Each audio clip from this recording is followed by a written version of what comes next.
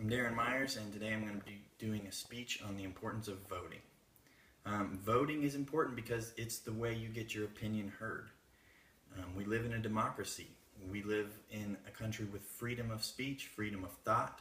You can not only go out and say and think what you want, you can actually take action and vote for people that are going to go into government and do the things that you want them to do and bring progress to our country. And so what you think progress is may be different from what others think, and you get to actually go out and make a difference. So it's the way your opinion is heard. You don't have to just complain. You can go out and make your vision of your country a reality through voting.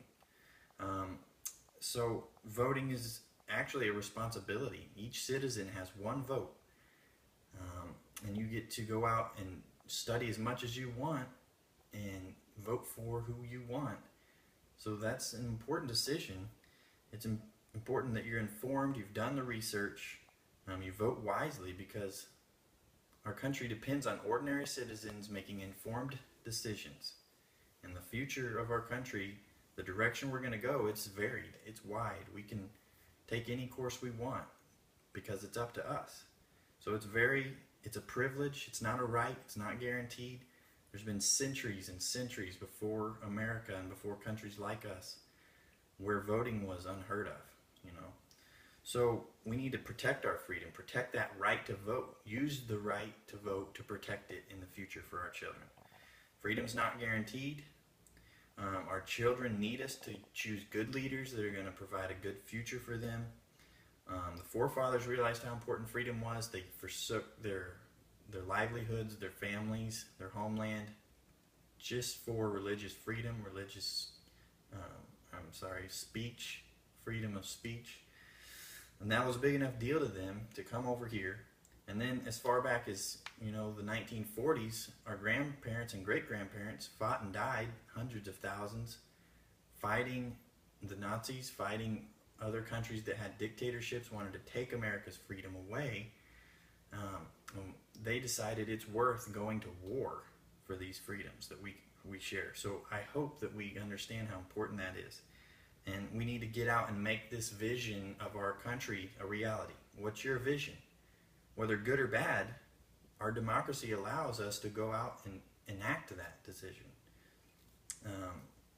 So when it comes down to you want the country a certain way, others want it this way, it comes down to who goes out and actually gets it done by getting their voice heard through voting, through inspiring others to vote.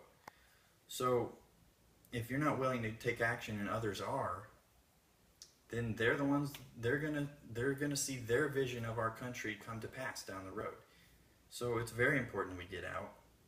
Often a minority of people will go out and be active and have a greater influence on our country and lead to decisions that the majority did not want, but simply because they were the ones out there taking action, voting, drumming up support. They're the ones that see their reality. And now we're living in their reality when we didn't want that. But all it takes is action. So we get to guide our country. The people are truly the leaders. We get to make the decisions of who's going to lead us and who we're going to allow to set laws over us. And it's not too late. Some people may say it's hopeless, our country's far gone, it's over. Well, that's lazy.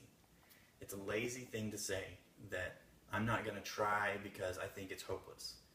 Or my one vote, what's that worth? It's worth a lot, because that's where the total comes from. A whole bunch of individual citizens that care and are making decisions.